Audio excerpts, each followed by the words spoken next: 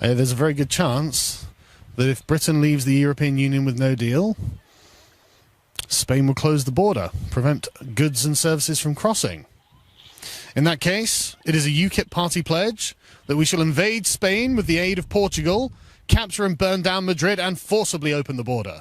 It is also UKIP party policy to restore the British Empire, because the British Empire did nothing wrong. Absolutely nothing wrong! We're calling this a Cromwellian approach to politics that's going to radically change the face of Britain, but for the better. Despite making up only 13% of Europe's population, the Spanish... What are you going to say about Islam? Everything I know about Islam I learned from Nigel Farage. It wasn't very complimentary. Just waiting for the denunciation by Jacob Rees-Mogg before I go to his constituency and start campaigning. You know, Jacob Rees-Mogg is actually speaking a lot of sense. After thinking about it, I've decided I'll follow his advice and convert to Islam. So I was looking into the Brexit Party, and it turns out that it's being run by a man called Idi Farage, and he's running it along the lines of one man, one vote, and he's the man. Interestingly, one of my opponents is actually going to be Anne Widdecombe, Britain's most famous incel. UKIP's first party policy is going to be the outlawing of incels. So Anne Widdecombe has a problem. I think it's really nice of Anne Widdecombe to come out of retirement and start running for the Brexit Party, a party she's not a member of and isn't even going to vote for. Stunning and brave. Since we're on the subject of stunning and brave, Claire Fox saying that it shouldn't be illegal to watch child porn. Whoo, lad! I disavow.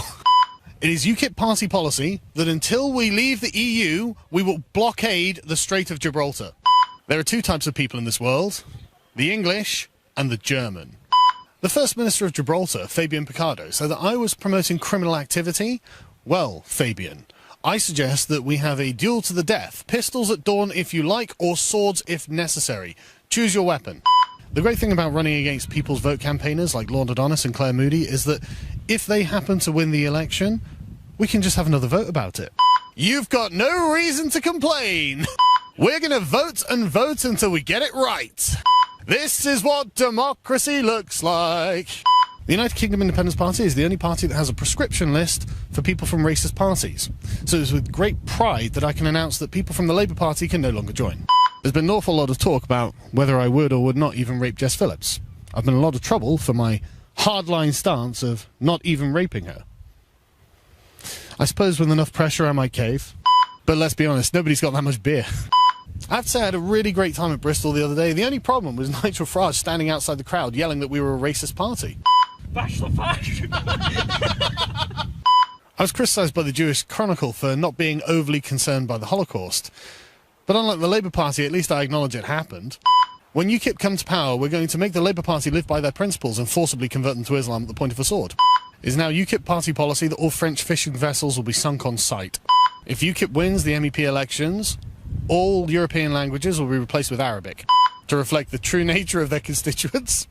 If I'm elected as a UKIP MEP, I will institute into law Germany's true status as official dhimmis.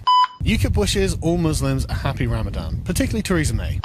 UKIP denounced all foreign interference into UK politics, which means that BuzzFeed will be declared a terrorist organisation. I'd just like the mainstream media to know that I stand by every offensive comment I've ever made. And now I'm going to say the N-word. Mr. Lammy, get down!